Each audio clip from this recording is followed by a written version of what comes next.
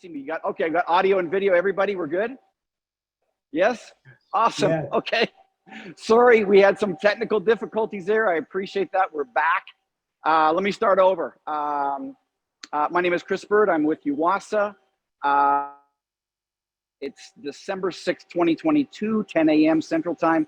We are live here in our Elk Grove, Illinois showroom. And I am joined here by John. John, please come over here. John's the engineer. He's the Takamaz engineer. He helps me with everything. So John's going to help me today. Any technical questions that you have, please ask me. We'll talk to John. We'll mute back and forth. We'll figure that out. What I'm going to do today is we're going to go through half the machines in our showroom.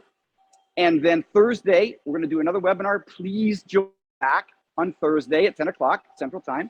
And we'll finish up the other machines. Very exciting time. So with that, let's get started. Sorry for the delay. Let's walk over here. Come on with me. So let's talk first about our GSL series. Now, this is the GSL 15. It's a 8-2-6 spindle, 8-inch chuck size, Fanuc 0 ITF control. So this is the 8-inch chuck size. And then we also have the GSL 10, which is our 6-inch chuck size. We both have both of them in stock right now. I actually just got a new shipment in of our GSL 10s, again, which is the 6-inch chuck. All made in Japan, in the Takamaz factory in Japan. All the components are Japanese. So you can see also 8-station turret. Now we also offer this machine. We also offer this machine with tailstock. So it's available also with tailstock option. And as with most Japanese machines, the Takamaz machines are very, very compact. So you can see 8-inch chuck machine. I don't know if you can see it. I'll do it here. I don't know. It's about 4 feet, 3 feet, something like that. It's a pretty compact machine. The GSL 10 is even shorter. So I think that's all about this machine, but it's a very, very accurate machine, very rigid machine. And again, basic machine. It comes with optional tailstock as well. So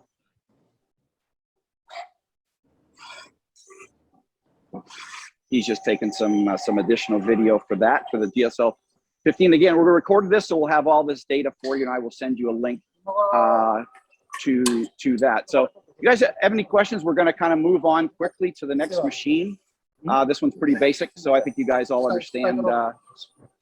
You guys all understand this machine. So I think with that, we'll switch over. And again, if you have any questions along the way, don't hesitate to ask. I've got John here. Also, Jay is here also.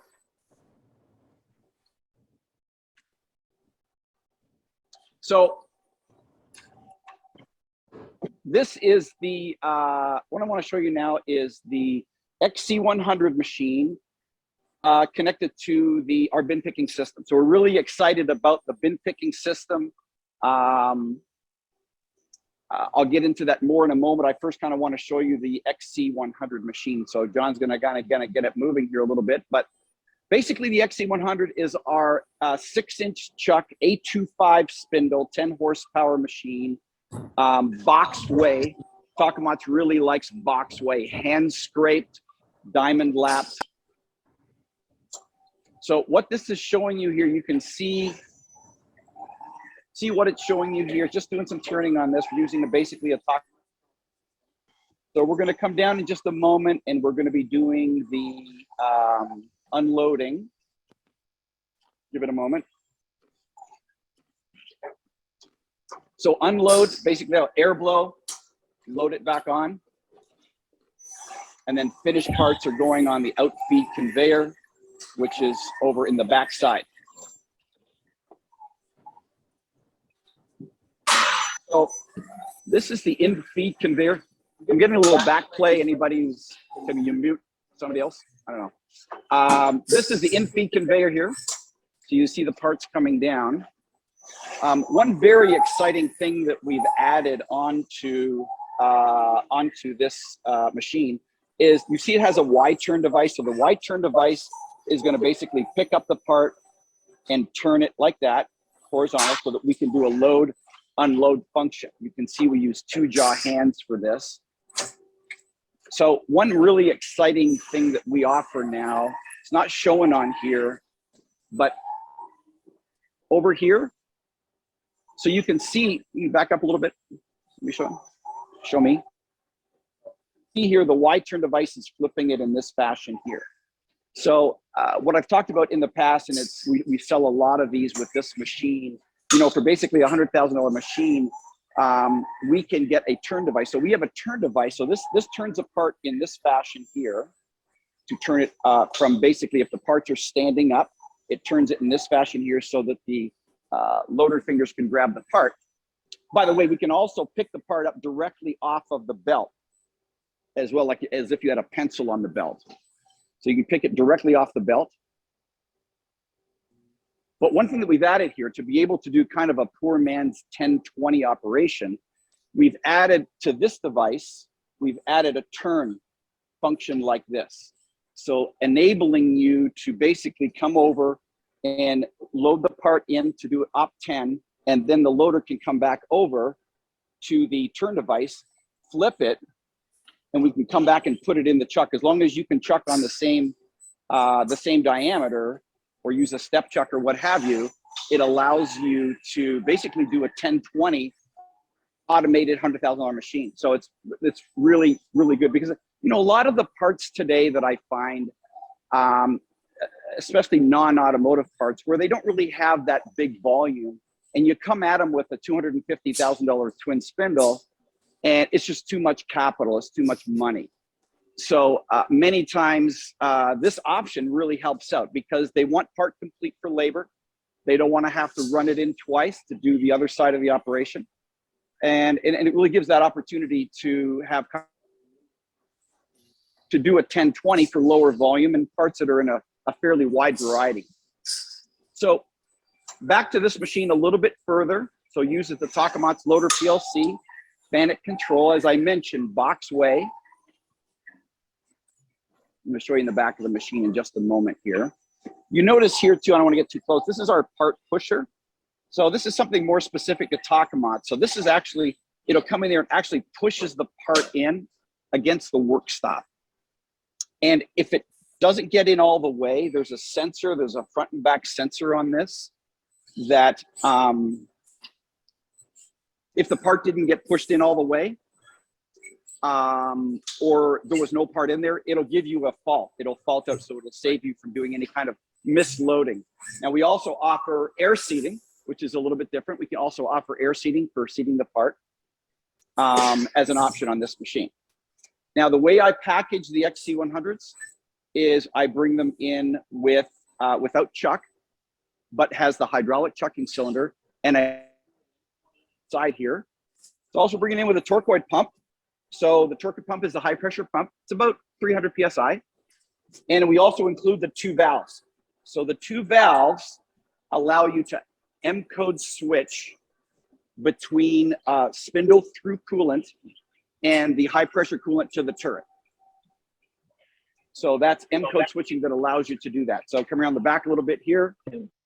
This is where the chip conveyor comes in. I also include a chip conveyor. Canceled twice in the last 4 years. So basically comes up here, and don't have it right here right now, but that's where that is. So let's come on around back to the front.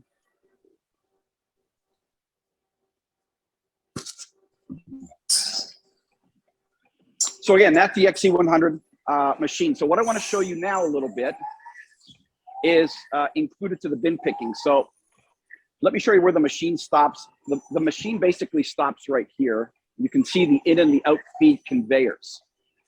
Oh, one thing I forgot to mention. Hey, back up. Let me show you one other thing. One nice thing about this, and to make it a very, very quick system,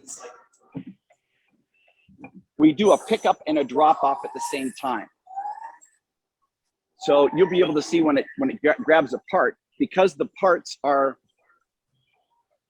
because the conveyors are in line with the loading fingers and the unloading fingers, we do a pickup of the blank part and a drop off of the finished part at the same time. The other nice thing about the system cycle time is that you can see sometimes when you can use conveyors, you can convey the parts in very close to the chuck. So you see the distance between the in conveyor and the chuck is very short. So it makes for a very quick system time, as opposed to taking the part out from a stalker on a gantry and bring it all the way in and all the way down and so on. So it's a lot faster system cycle time. So this configuration is also very good if you've got short cycle time or short cut time parts. One other great feature of this.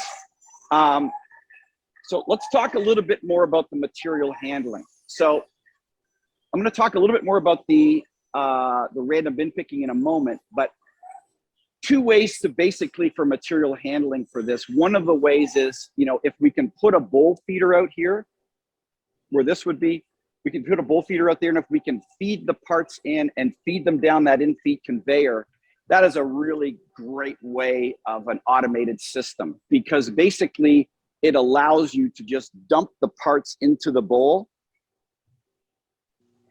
Parts can be oriented through the bowl and onto the in-feed conveyor.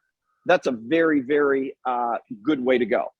Now, we can also, just to let you know too, we can also have the XC100 with a stalker and a gantry. So I can have a 12-station stalker over here and a gantry to feed the 12-station stalker. So if it's a little bit larger parts, you want a stalker, you can do that, or we can go in and out feed conveyor with a bowl feeder, or you can just place the parts, really short run, you can just place the parts onto the in-feed conveyor. So let's talk a little bit more about the bin picking we've talked, but I have to tell you, in the last, the last month, I think we've sold like 4 of these systems, not exactly like this, but random bin picking, and I'm getting a lot of good responses from customers. So let me just go through this again. The benefits, or why would we go to random bin picking, or why would we go to a bin picking system? One of the main reasons is because people don't want the labor to load parts into the stalker. Come on with me for a second. I just want to take a second and show you what I mean. I'm sure you guys all know what a station stalker is, but let me just, we're going to do this machine. Don't look at this machine. We're going to do that on Thursday. Anyway, come over here. So this is a stalker, okay? This is a stalker. It basically, it's got a screw, you loosen it up, turn the plate, it opens up the 3 fingers or the 3 guides. You place the parts in one by one. This takes labor to do that. These days, people don't want to do that. If they can get away from a stalker, these days they want the least amount of labor possible. So, come on back. So why random bin picking? That's one of the reasons, labor aspect of it. The other thing is part orientation. Many times if I'm doing a casting or a forging that needs some radial orientation, if I'm using a stalker, either I try to orientate with an extra pole or a pin to orientate that part if we need radial orientation.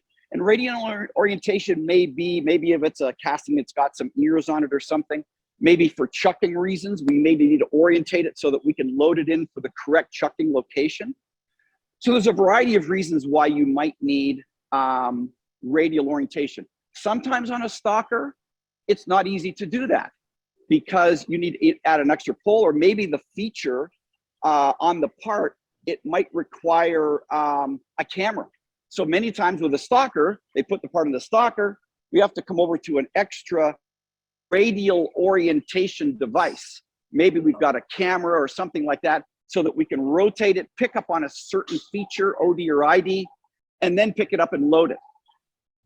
So when you do that, you add more complexity to it and additional cost to it. So enter random bin picking. We tried to do this in 2018. We had the random bin picking, but the problem was the software wasn't there to enable 100%. What's 100%? 100% means I can put the parts in that bin anywhere that I want to. You can see in the bin now, they are all over the place, okay? So that's what random means, just dumped in there at any way that you want, just kind of raw dunnage, okay? So with this, the part orientation is done by the camera system. So let me describe let me describe this for you a little bit, okay? So what we have here, and what I'm gonna do is we're gonna run it so you can see it running, and then what we're going to do, like open the door, and I'm gonna explain it to you in a little bit more detail, but just so you see what's running. So we have an LR mate, that's the robot, that is actually picking up the parts from the bin. Now you see right now, okay, you see that light that flashed? So if you look up here, this is the CNC 3D camera system. So we've worked in collaboration directly with CNC in order to, and Fanuc, in order to be able to guarantee 100%. So again, what's 100%? 100% means that we can guarantee that every single one is going to be picked up and oriented correctly and placed on the in-feed conveyor correctly. Every single part. We couldn't do that 4 years ago. 4 years ago, what would happen is we do a few parts, may even do half of them. Then the robot would look at it and would get confused. We take a photograph of it with the 3D camera system. It didn't know what to do. It couldn't find a part. It couldn't grab one, so the system stopped. So this was the problem 4 years ago. In the last 2 years, we have worked diligently and very hard to develop a 3D camera system that would enable complete random bin picking system that was 100%. So every single part in there, we guarantee will be picked up. So again, back up to the 3D camera system. So what it's doing here, it's coming over and it is going to come over here in just a second. I was going to pick up a part and then it does a 2-point verification. So it's checking now, okay, is that correct orientation? If it is, it places it on the in-feed conveyor in the correct orientation. Picked it up wrong. If it had picked it up wrong, it would drop the part. And then it would go back and look at it again. And just come down here for a second. I want to show you that. You see those red parts down there? Got some red marking on them. So we have those. What we do there is we throw the parts in there. Now, if it's identified as a bad part. So here's what you can do. You identify a particular part. That's a bad part. So for example, if the guy's doing a family of parts and he's worried about mixing one part to another, and he's got like say 3 parts that are identified that are in the area that he's worried about, we can put that into the software to where it will identify part 1, part 2, part 3. And if it looks at those and it sees those in there, it takes that part and takes the bad part and it takes it out of the bin and it'll put it, that's simulated over on that tray there. You see that black tray? That's where the bad parts, what about if I drop the pen in there? You got a pen? Give me your pen. Okay, got a pen. So you say, well, okay, that's Chris, that's great. We can identify some parts. But what about if somebody wants to mess around and just take a pen and throw it in there? So what'll happen then with the pen, it just disregards it. It looks at it, it doesn't know what it is. So it will continue to go after the other parts. It doesn't stop the system. It actually will go after the other parts. Now you can put actually into the software to stop the system if you want to, or if it sees something that doesn't recognize that it is not already pre-programmed as a bad part, it'll just disregard it. And it'll go back there and start picking up the parts. So what you're seeing here is the parts are put in random into the tray. If they're correct, they go on the in-feed conveyor. Now the finished parts come on the out-feed conveyor. The robot will take the finished parts off the out-feed conveyor. You can see that by the white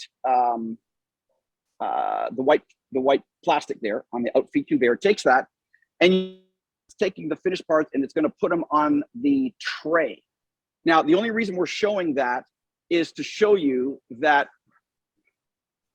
well, here it's coming right now. Okay, so it's going to pick up a part. So the robot's going to take the finished part and it's going to take it, you see it, it's going to take it over there, orient it correctly, and then drop it in. So it's basically showing you that, hey, you've got a robot here. So on the finished parts, if you want to take it over, put a wash station here, you want to put a gauge on here, we can do that. No problem at all. the finished parts are sensitive, you want to put them in a tray system, you can absolutely do that. So you can see there that that's what we're simulating on the finished part, just dropping them into tray.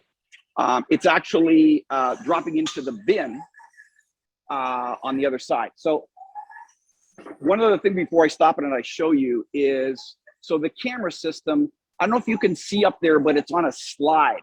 So look at me. So that whole 3D camera system slides over.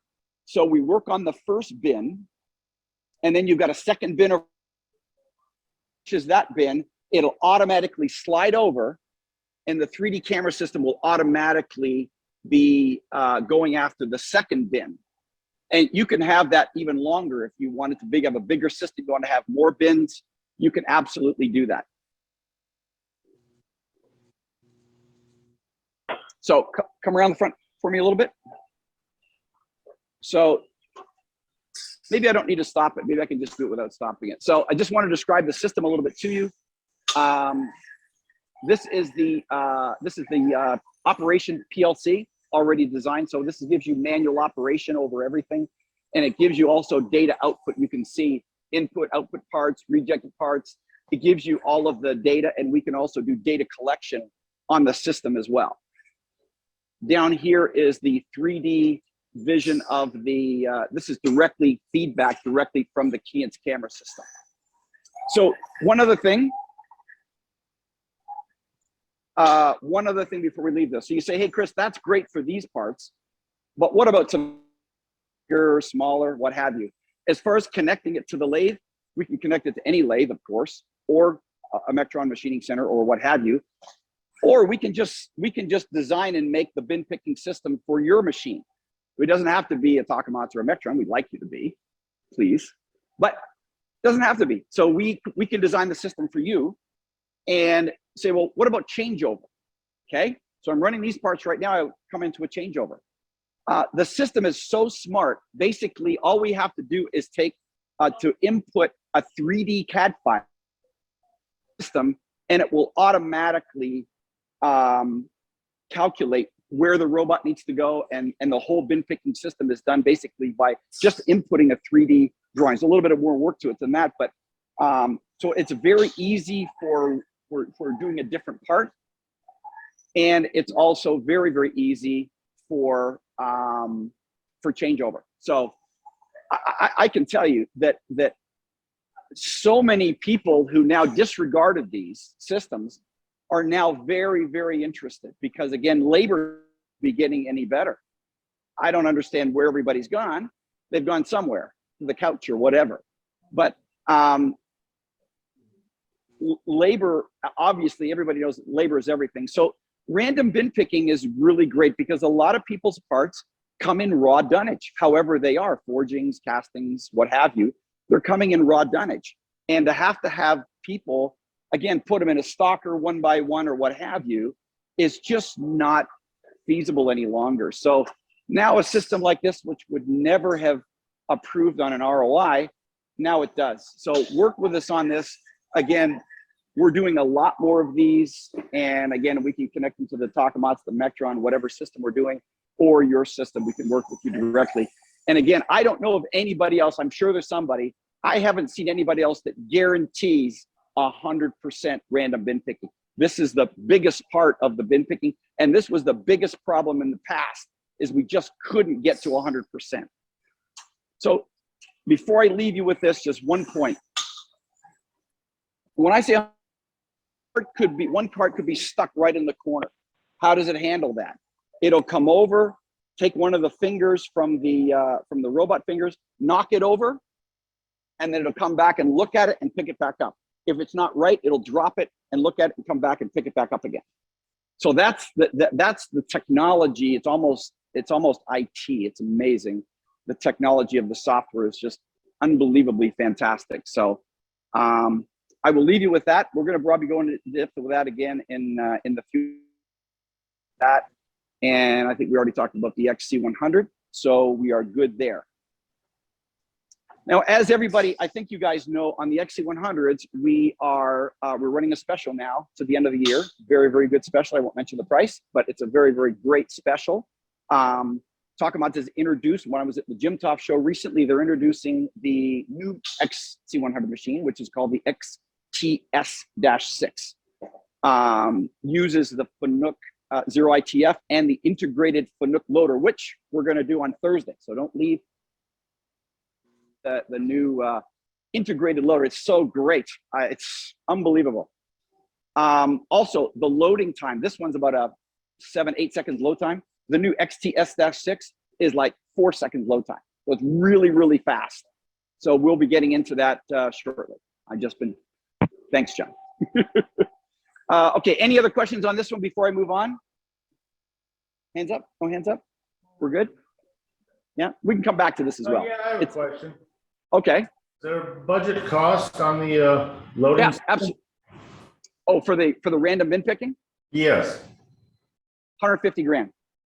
Okay. That's everything you're seeing here, basically. Now, you say, well, can we go bigger? Yes, we can. This is an LR mate. We can go to a bigger robot, an M10 and M12 for bigger parts, bigger system and what have you. But that's basically the cost of this particular system here. All right, thank you. It includes everything: the base, the machine, the whole thing. Not the XC100, but everything else. So.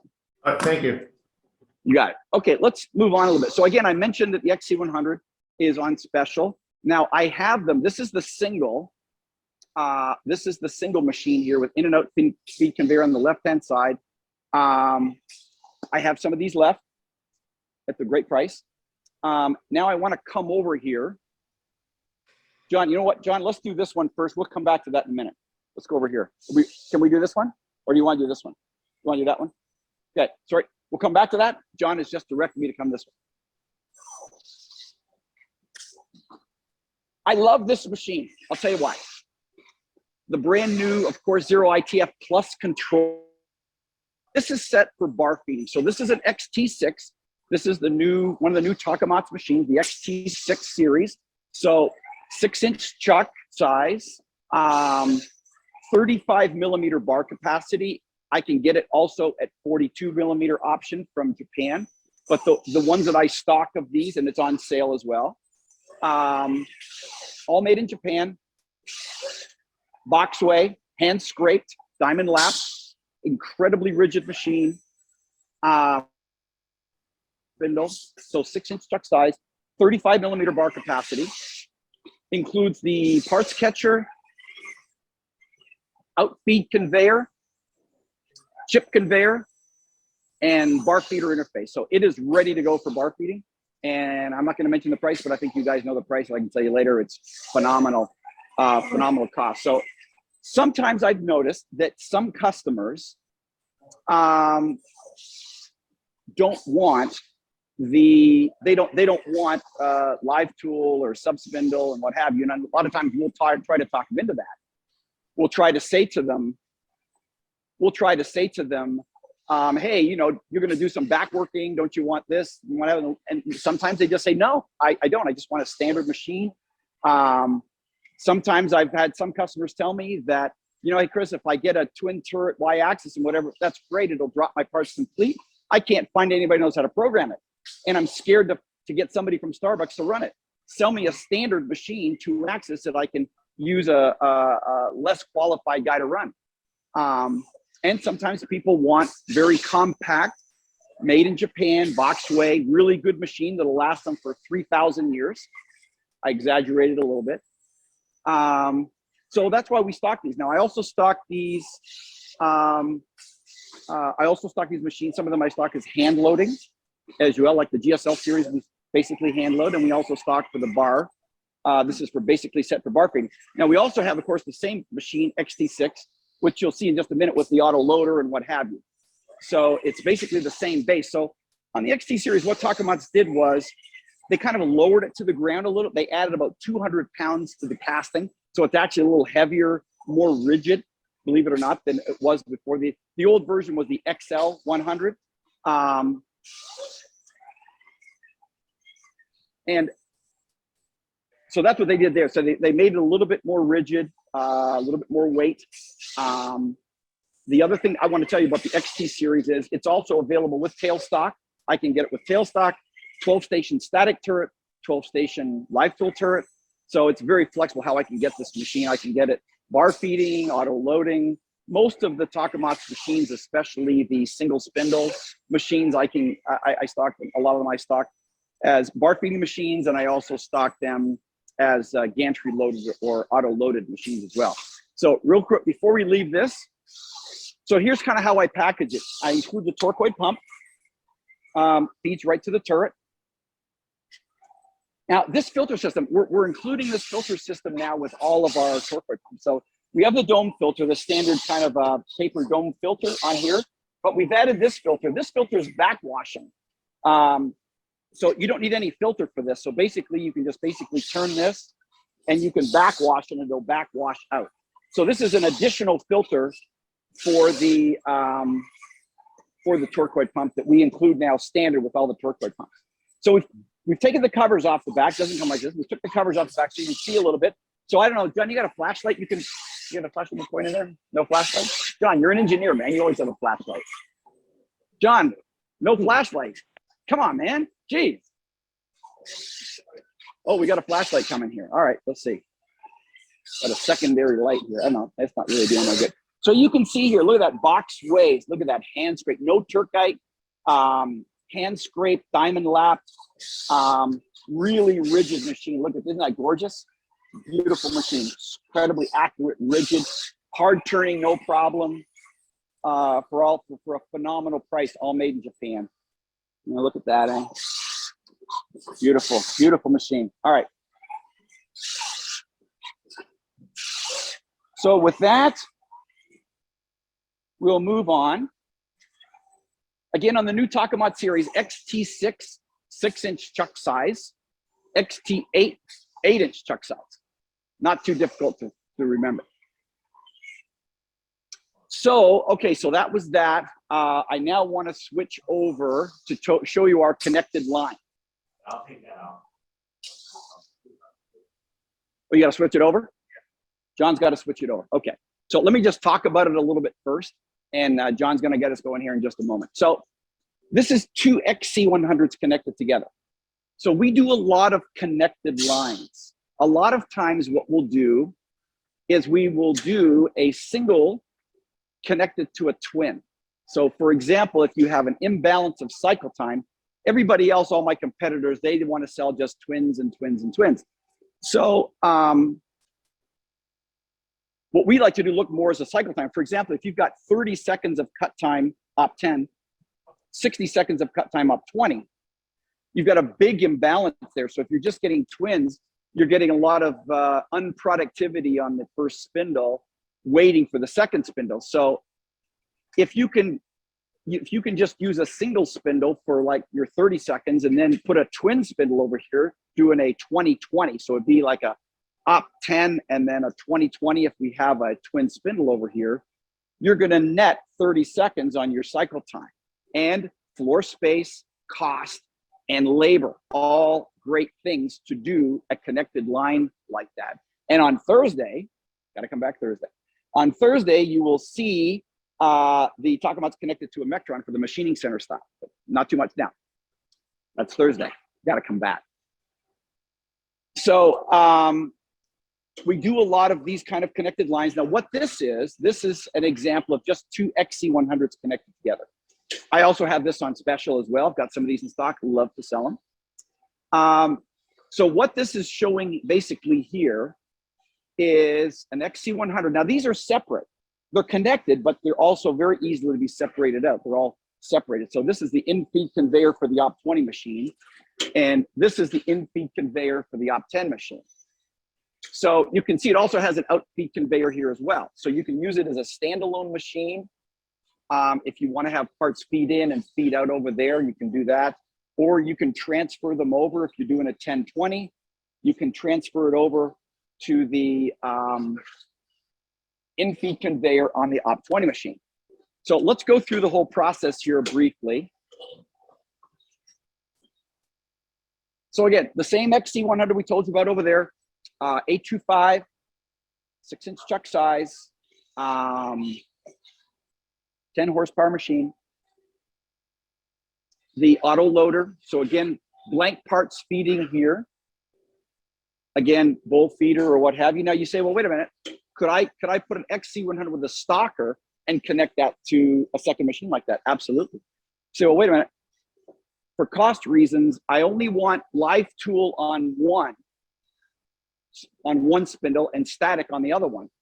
We can do that. I can connect an XC100, connect it to like an XT6M on this side.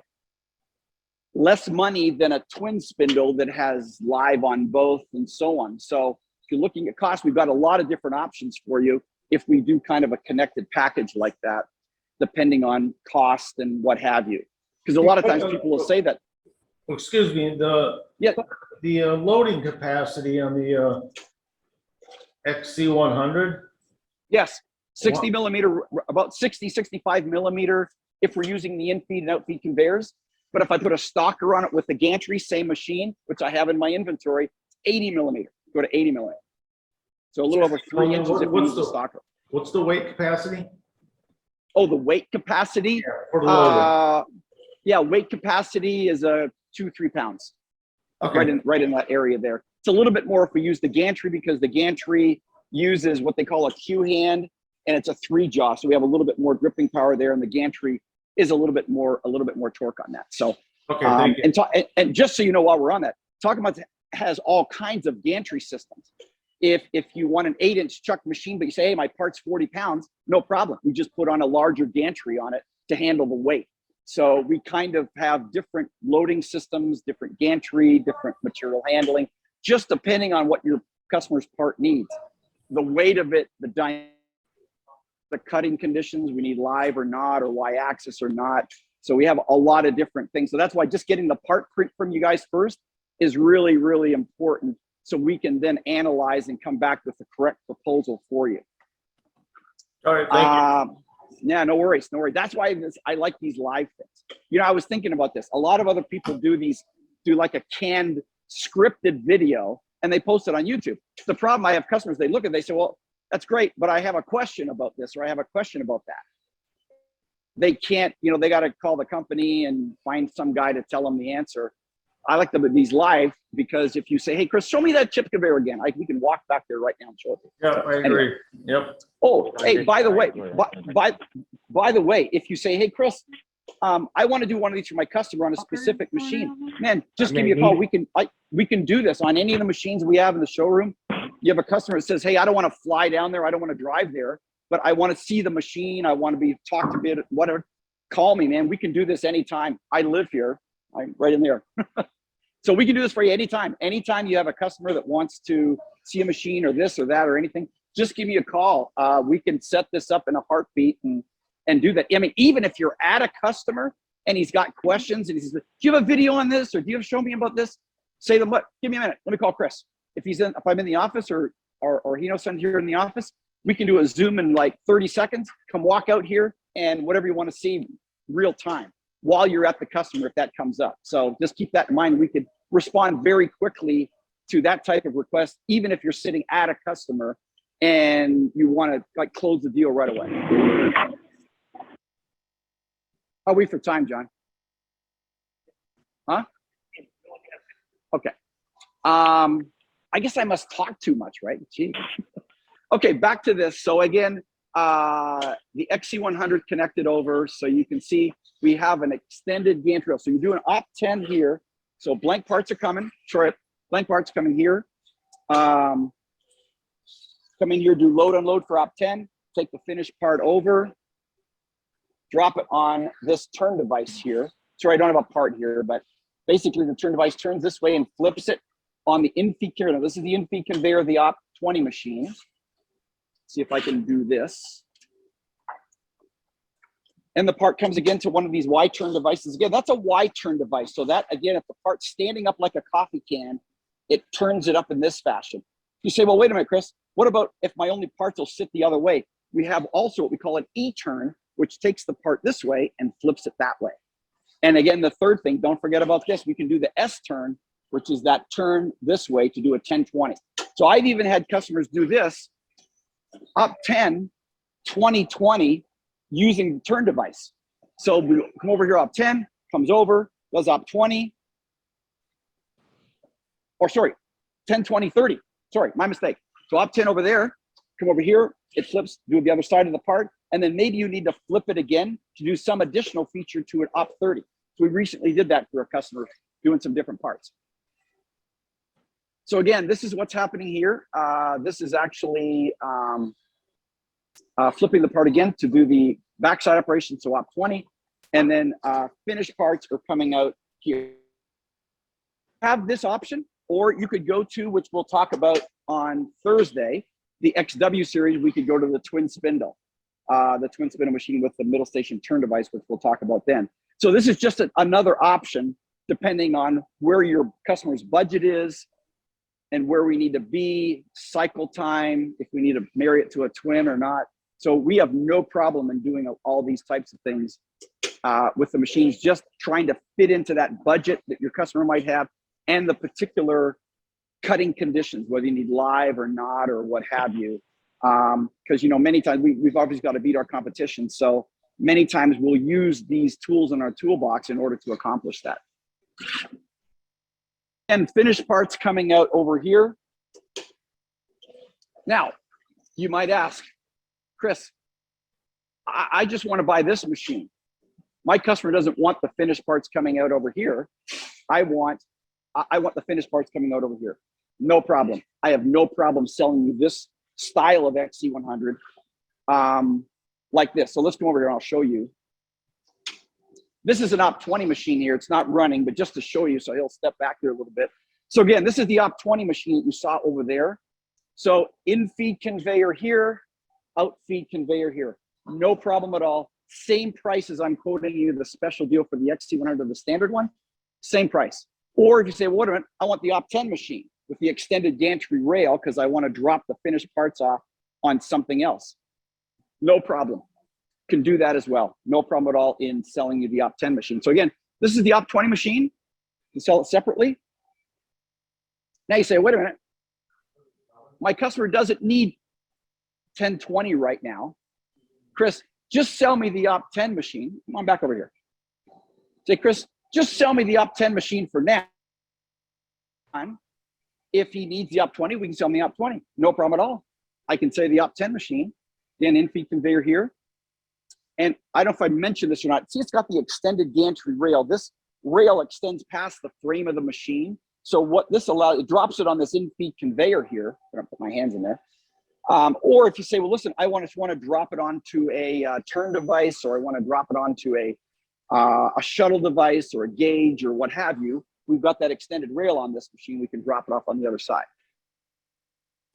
Whatever the functionality that you want to accomplish, boy, give us a call. We'll try to find a way to fit automation into your customer's requirement, whatever that is, whether it's cost or process, whatever it is, we'll find a way to do it. And I have no problem in mixing and matching different things in order to accomplish what you want to accomplish. So we're almost to the end, I promise, for those of you who are still with me. This is the XT6 high speed. So you can see it's a little bit different configuration. So we're going to step it through in just a minute. Let it run first on at the 100% so they can see it running. So basically this machine is a little bit different configuration. You can see we've got that. We'll start off over here. This is the in-feed conveyor back here. So in-feed parts conveyor, I'll just put one on there to show you. Again, if we can put a bowl feeder on here and we can track feed the parts in, beautiful. It's just as good as bin picking if you can do that, because then you can just dump the parts in the bowl and walk away. And man, that is one everybody wants. So you can see that we've got the in-feed parts there, and we've got an out-feed conveyor over here. So finished parts would come over here. So there's a few things on this machine that make it high speed. So you say high speed, how fast is it? I know. I heard somebody back ask me a question. Okay. So what makes it high speed? Okay. A few different things. No, leave it alone. So one of them is you can't see this, but there is. Here, take a look at this. See that right there? That is the laser clamp unclamp confirmation. So what Takamaz did in making not only this machine, but a lot of all the new machines, that we've got coming, a lot of the twins, have this high-speed package on it. So this can actually load in 1.8 seconds without air blow, but it can actually load, unload in 1.8 seconds. It's unbelievably fast, as with all the new ones that are coming as well. So what we did is we took every single facet of loading and unloading and identified it, and Takamaz redesigned to make it faster. So how did they do that? One, as I mentioned, this laser clamping system. So what that does, there's 3 ways to confirm your chuck, unchuck, okay? One of them is proc switch. Another is proximity switch. Thanks, John. Proximity switch. Both of them take about a second clamp and another half second for unclamp. The laser is instantaneous. It's actually looking at the position of the draw tube, and it instantaneously gives us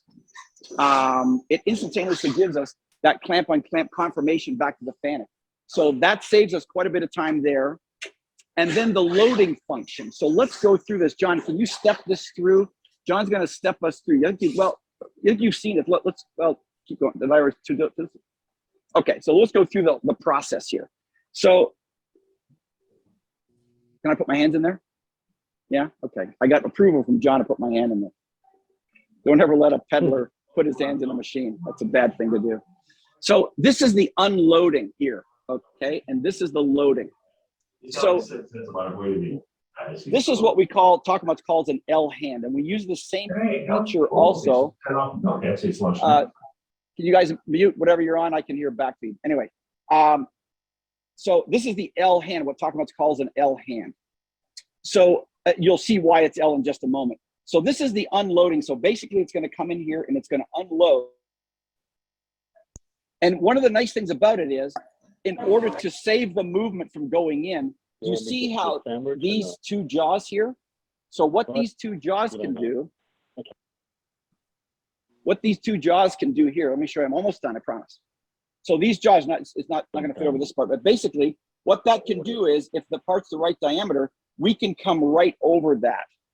So you see those jaws can come right over the part like this, so we don't have to kind of come in and out in order to grab the part. That's one. So then we're going to come down, straight down, and we use the part pusher to push the part in for loading. So you do that one, John. Oh, sorry. Okay, now, did you see how this is why they call it L. Okay. I'm assuming nobody ever told me that. Is that right? I'm right. Wow, amazing. So this is the L portion, okay?